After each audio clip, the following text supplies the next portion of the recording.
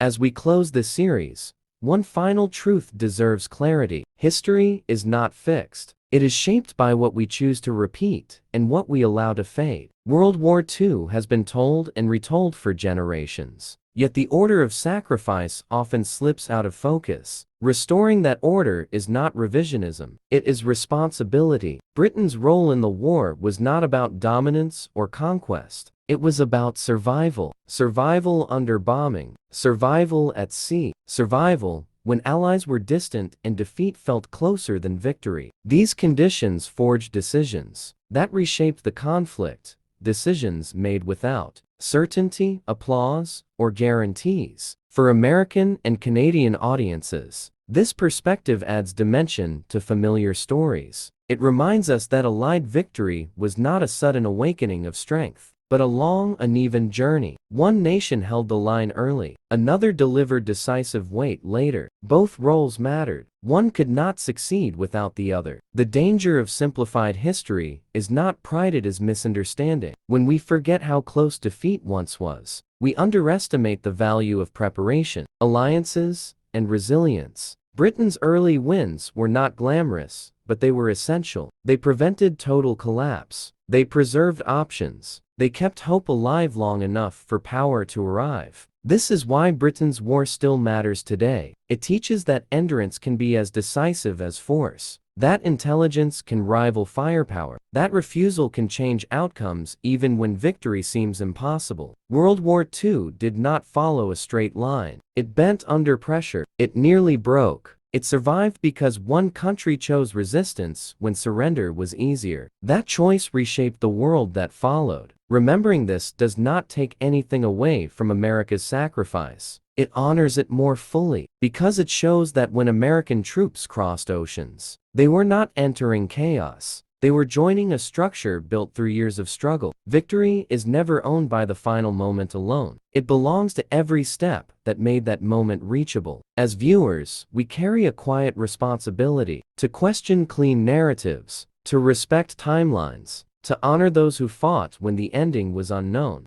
World War II is often remembered through a simple story. America arrives, turns the tide, and wins the war. It is a powerful narrative, repeated in movies, textbooks, and documentaries. But history is rarely that simple. Long before the United States entered the conflict, Britain was already fighting for survival, alone, outgunned, and on the brink of collapse. The victories Britain secured in those early years did not just delay defeat, they shaped the entire course of the war and made America's later success possible. In September 1939, Britain declared war on Nazi Germany. At that moment, the United States remained officially neutral. Britain stood with a shrinking empire, limited resources, and a population under constant threat. France would fall within months. By the summer of 1940, Britain was the last major power still resisting Hitler in Europe. Had Britain fallen, there would have been no Western Front, no D-Day, and no Allied comeback. The Battle of Britain was the first major turning point. Germany's Luftwaffe attempted to destroy Britain's air force and force a surrender. Against overwhelming odds, British pilots, radar operators, engineers, and civilians held the line. This victory was not symbolic. It stopped a German invasion outright. Hitler was forced to abandon Operation Sea Lion. Nazi Germany had suffered its first major strategic defeat of the war. At sea, Britain was fighting another invisible war. German U-boats aimed to starve the island nation into submission. British naval forces, often with outdated ships and limited technology, fought relentlessly across the Atlantic. Convoy systems, early sonar, and hard-earned tactical lessons kept supply lines alive. When America eventually joined the war, it inherited a naval system Britain had already built under fire. In North Africa, British forces faced Germany's most celebrated general, Erwin Rommel. From El Alamein to Tobruk, British troops absorbed heavy losses while wearing down elite Axis units. These battles drained German manpower, fuel, and equipment resources Hitler could never replace. When American troops later landed in North Africa, they entered a battlefield already shaped by British sacrifice. By the time the United States entered the war in December 1941, Britain had already done the impossible. It had survived alone. It had stopped German expansion. It had turned defense into resistance. America would bring overwhelming industrial power and fresh troops. But the foundation of victory had already been laid. This series explores the war wins Britain secured and how history often handed the credit elsewhere. To understand who truly shaped victory, we must start where the war was nearly lost. While Britain fought for survival in the air and at sea, another battle unfolded far from Europe, one that would quietly reshape the entire war. The Middle East and North Africa became a grinding battlefield where Britain carried the burden alone for years. These victories rarely appear in popular war stories, yet they were decisive in breaking Nazi momentum long before America entered combat. By 1940, control of North Africa meant control of oil, shipping routes, and access to Asia.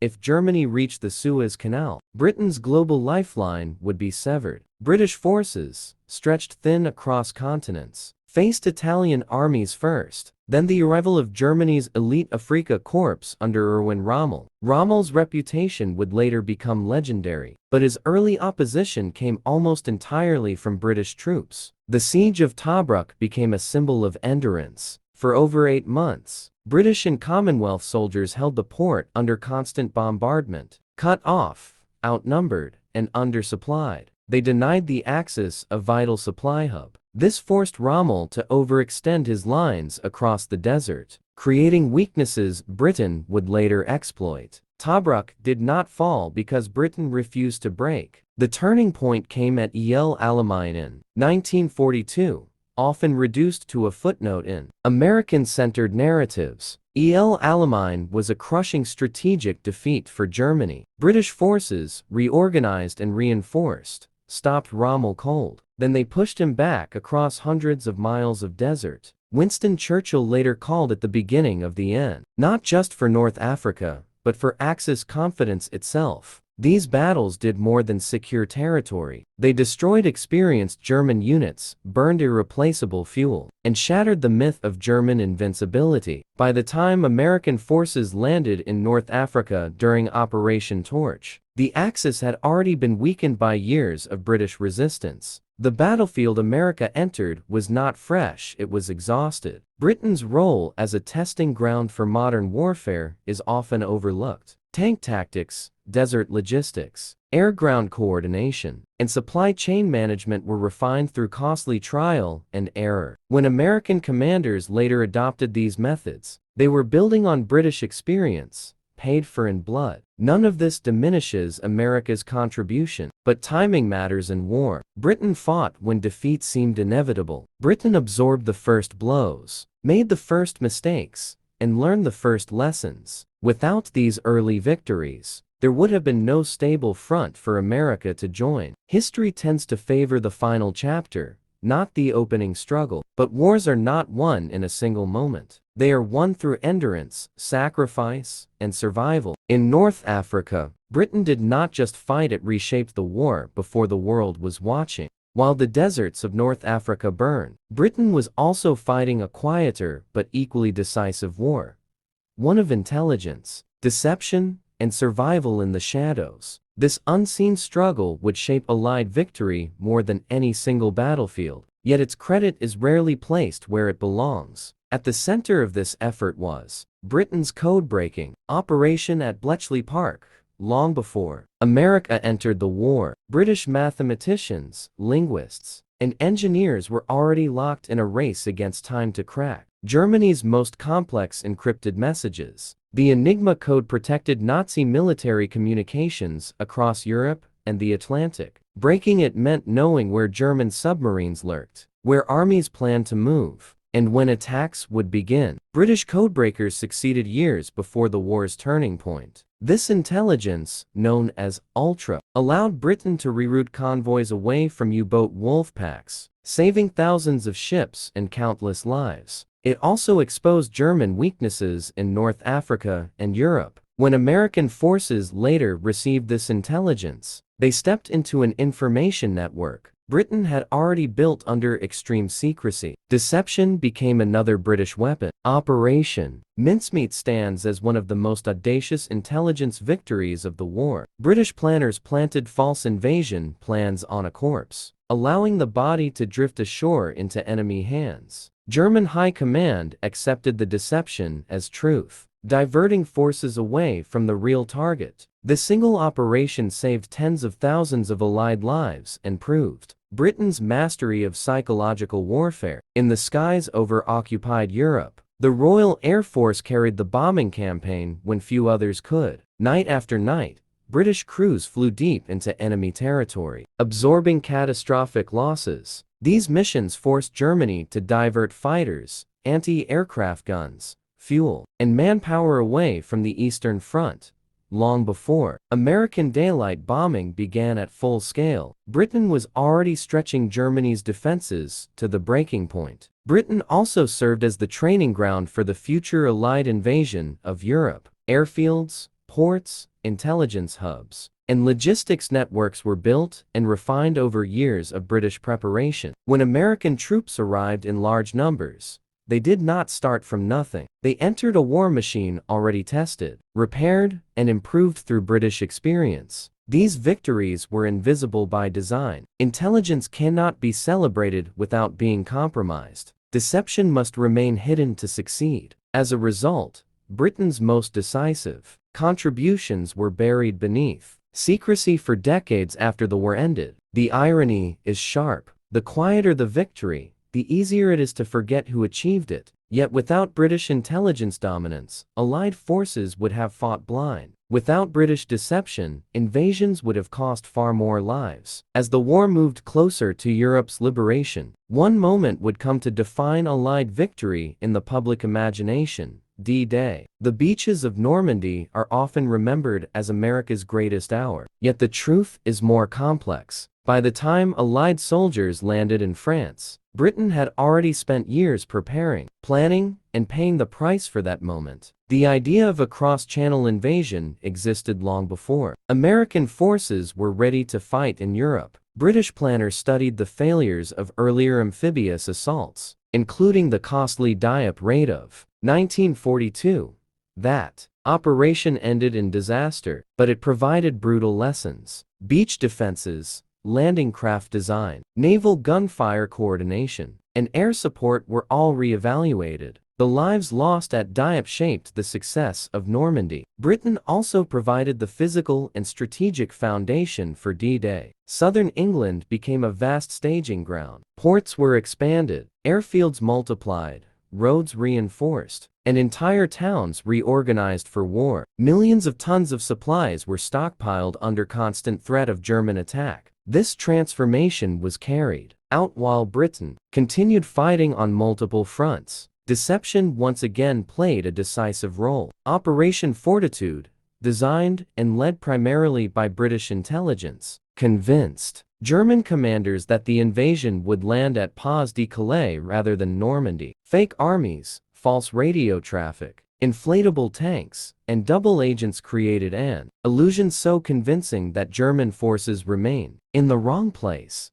even after the invasion began. This deception reduced Allied casualties and ensured the landings could succeed. On D-Day itself, British and Canadian troops landed alongside American forces. They faced heavy resistance, especially on beaches like Sword and Gold. British paratroopers secured key bridges and roads in the early hours, preventing German counterattacks from reaching the coast. These actions were essential to the survival of the invasion. Yet when the story is told, the focus often narrows. Omaha Beach dominates the narrative, while the broader operation fades into the background. This is not because Britain's role was smaller, but because America's arrival marked the final shift in power. Industrial strength, manpower, and momentum now favored the Allies. But momentum is not creation. It is continuation. D-Day succeeded because Britain had already proven the war could be won. Britain had built the intelligence networks, refined the tactics, and held the line when defeat seemed inevitable. America brought the final weight. Britain provided the frame that held it together. Victory is rarely owned by one nation, but credit often follows the loudest chapter, not the longest struggle. In Normandy, the world saw the beginning of the end. What it rarely sees is the years of British sacrifice that made that beginning possible. As Allied armies pushed deeper into Europe, the balance of power clearly shifted. American industry roared at full strength, and U.S. troops now formed the largest fighting force on the Western Front. Yet even in this final phase, Britain continued to secure victories that history often blends into a single American-led triumph. The liberation of Western Europe depended on logistics more than heroics. Supplying millions of soldiers required functioning ports, fuel pipelines, and secure supply routes. Britain played a central role in solving these problems. The artificial Mulberry harbors, largely designed and engineered by the British, allowed Allied forces to unload men and equipment directly onto the beaches. Without them, the invasion could have stalled within weeks. One of the most overlooked achievements was Operation Pluto, the undersea fuel pipeline stretching from England to France. Conceived and executed by British engineers, it delivered vital fuel to advancing Allied forces. Tanks do not move on courage alone, they move on gasoline, and Britain ensured it kept flowing. In the skies, the Royal Air Force continued to carry a heavy share of the air war. British pilots and bombers supported ground advances, targeted transportation networks, and crippled German supply lines. These operations reduced the ability of German forces to regroup or counterattack. American daylight bombing gained attention, but it was Britain's sustained pressure that had already forced Germany into a defensive crouch. On the ground, British and Canadian troops fought brutal battles through Normandy, the Low Countries, and into Germany itself. Operations like Market Garden revealed the cost of bold ambition. While the plan ultimately failed, it reflected Britain's willingness to take risks to end the war sooner. Thousands of British and Commonwealth soldiers paid the price in blood. As Allied forces closed in on Germany, public perception began to harden around a simplified narrative. America had arrived late, but finished strong. Britain had fought early, but faded into the background. This framing ignores a basic truth of warfare. Endurance decides outcomes as much as strength. Britain had endured the longest. From 1939 onward, it fought continuously across air, sea, land, and intelligence fronts. It lost cities, ships, and generations of young men. Yet it never surrendered, never stopped adapting, and never stepped aside when stronger allies arrived. When the war finally ended in Europe in May 1945, victory belonged to all who fought. But ownership of that victory had already begun to shift in memory and media. The final blow is always remembered more clearly than the blows that made it possible. This series does not argue against America's role. It restores balance. The war wins Britain secured were not stolen, they were slowly forgotten. And in that forgetting, history lost a clearer picture of how victory was truly achieved. When World War II finally ended, the world celebrated a clear winner. Victory parades filled the streets. Flags waved. Speeches echoed across continents. Over time, a simple story took hold.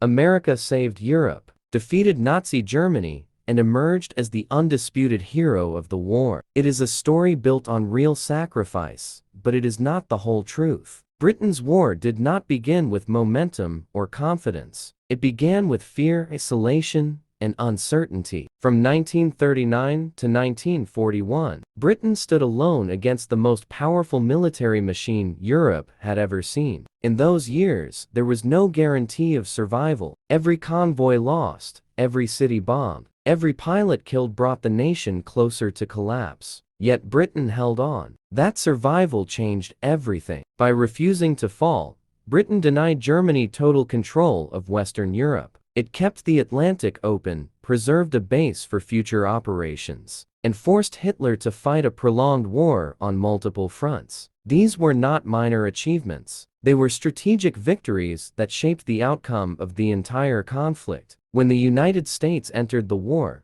it did so as a powerful ally, not a savior arriving to an empty battlefield. America inherited a war already tested by British resistance. Intelligence networks were in place, naval tactics were proven, air defenses were hardened, amphibious warfare had been studied through painful failure. These advantages did not appear overnight, they were earned. Memory, however, favors endings over beginnings. America's arrival marked the shift from survival to dominance. Its industrial strength overwhelmed the Axis. Its troops pushed into Germany. These were dramatic moments, easy to film, easy to celebrate, and easy to remember. Britain's earlier victories were quieter, longer, and far more uncertain. This is how credit slowly drifts, not through theft, but through repetition. Hollywood, post-war politics, and Cold War alliances reshaped the narrative. Britain became the supporting character in a story it had helped write from the first page. Recognizing Britain's role does not diminish America's contribution, it completes it. Wars of this scale are not won by one nation alone. They are won by those who fight when the outcome is unclear, who adapt under pressure, and who survive long enough for victory to become possible. The war wins Britain secured were not moments of glory frozen in time. They were acts of endurance, acts of refusal, acts of belief that surrender was not an option. Without them, there would have been no stage for the final act. History deserves balance, not to assign blame or steal honor, but to understand how victory truly happens. In World War II, Britain held the line, paid the price, and made the impossible possible. America delivered the final force. Together, they won the war. After the guns fell silent, a different battle began. The battle over memory. World War II was no longer fought with tanks and aircraft, but with books, films, speeches, and classrooms. In this new conflict, Britain slowly lost ground, not because its role was smaller, but because the world itself had changed. The post-war era belonged to superpowers. America emerged economically untouched, militarily dominant, and culturally influential. Britain emerged victorious, but exhausted. Cities needed rebuilding, rations continued for years, and empire quietly unraveled. In this imbalance, storytelling followed power. Hollywood became the loudest voice of wartime memory. American soldiers became the face of victory, not out of malice, but proximity. Filmmakers told stories their audiences recognized. Normandy, The Bulge, and the March into Germany fit clean arcs of heroism. Britain's earlier were slower, darker, and filled with uncertainty, was harder to dramatize. Politics reinforced this shift. During the Cold War, unity mattered more than historical precision. Emphasizing American leadership strengthened Western alliances. Britain's role became assumed rather than explained. Over time, assumption turned into omission. Even language shaped perception. America entered the war. Britain simply was there. That phrasing alone subtly rewrote effort into background. Yet presence matters. Continuity matters. Fighting from the first day to the last is not a footnote, it is a defining fact. This does not mean Britain sought recognition. Wartime Britain was not fighting for applause. It was fighting because defeat meant occupation, destruction, and the end of self-rule. Survival was the only goal. Victory, when it came, felt earned but costly. Understanding this balance changes how we see the war. It stops being a rescue story and becomes a relay. Britain carried the weight when no one else could. It ran the first and hardest miles, wounded but unbroken. America took the baton with unmatched speed and strength. The finish line was crossed together. History is clearest when it resists simplicity. World War II was not won in a single landing, single year, or by a single nation. It was won through years of resistance, sacrifice, and cooperation, beginning with a country that refused to surrender when surrender seemed inevitable. Remembering Britain's war is not about reclaiming glory. It is about restoring context, about honoring those who fought when victory was uncertain, when help was distant, and when failure seemed closer than success. Because before the world believed the war could be won, Britain had already decided it must be fought. Decades after World War II, the consequences of Britain's early victories still echo through modern history. Many of the institutions, alliances, and military doctrines that shape the Western world today were forged not during America's rise, but during Britain's struggle to survive. NATO itself rests on lessons learned by Britain while fighting alone. The importance of air superiority, integrated intelligence, naval protection of trade routes, and joint command structures were not theoretical ideas. They were battlefield necessities Britain discovered through hardship. When the alliance later formed, these British-developed principles became standard practice. Modern intelligence cooperation also traces its roots to Britain's wartime experience. The close intelligence relationship between Britain and the United States, often described as unprecedented, was born at Bletchley Park and refined through years of shared secrecy. America's later intelligence dominance was built on foundations Britain had already laid in silence. Even resistance movements across occupied Europe were shaped by British action. Britain trained, supplied, and coordinated underground fighters long before liberation seemed realistic. These networks disrupted German supply lines, gathered intelligence, and weakened occupation forces from within. They did not win battles alone, but they softened the ground for Allied advances. Yet popular memory still leans toward spectacle. Tanks rolling through liberated cities, soldiers planting flags, crowds cheering victorious armies. Britain's contributions often lack spectacle. They happened in control rooms, convoy routes, decoding huts, and battered cities that refused to break. This is why Britain's role feels smaller than it was. Endurance does not photograph well. Survival does not announce itself loudly. But without survival, nothing follows. For American audiences, understanding this fuller picture adds depth, not discomfort. It shows that American victory did not emerge in a vacuum. It was enabled by an ally who absorbed the first shock, learned the hardest lessons, and stayed in the fight when defeat seemed inevitable. For Britain, the war left a quieter legacy. Not dominance, but credibility. Not empire, but influence. Britain emerged poorer, smaller, and less powerful, yet respected. Its word mattered because it had stood firm when standing firm mattered most. World War II reshaped global power, but it also revealed something more lasting. Wars are not only decided by who finishes strongest, but by who refuses to fall first. Britain's war was a war of refusal to surrender, refusal to negotiate, refusal to disappear. That refusal created the space for victory. It gave time for allies to mobilize, strategies to mature, and hope to survive. History should not belong to one flag or one voice. It should belong to the full story. And the full story of World War II begins not with triumph.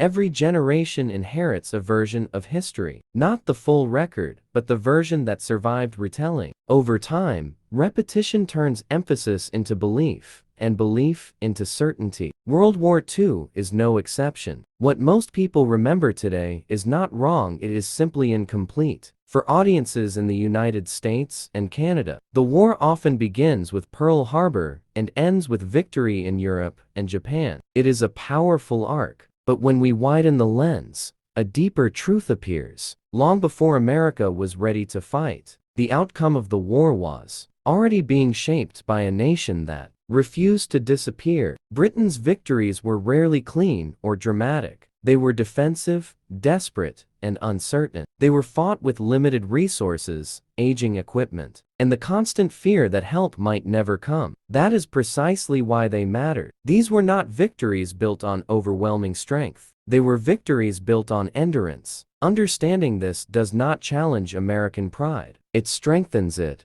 because it shows that America did not arrive to save a lost cause. It arrived to join a cause that had already proven it would not surrender. That distinction matters. War is not only about who delivers the final blow. It is about who absorbs the first, who stands when standing seems pointless, who buys time when time is the most valuable weapon of all. Britain bought that time, in the skies over southern England, in the Atlantic, convoys, in the deserts of North Africa, and in the silent rooms where codes were broken. When history compresses the war into its final years, it risks turning preparation into background noise. But preparation is where wars are decided. By the time Allied forces surged across Europe, the Axis was already weakened, stretched, and bleeding resources it could not replace. That weakening did not happen overnight. It happened because Britain made it happen. This series is not about shifting glory. It is about restoring sequence, about remembering that victory is cumulative, that the final push only succeeds because earlier struggles made it possible. If there is one lesson worth carrying forward, it is this: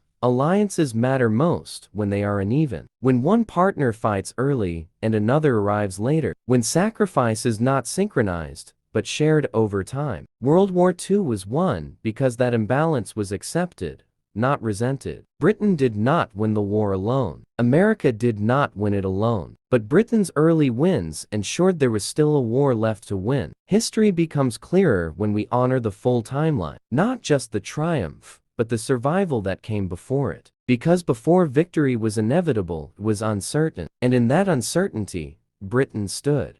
As we close this series, one final truth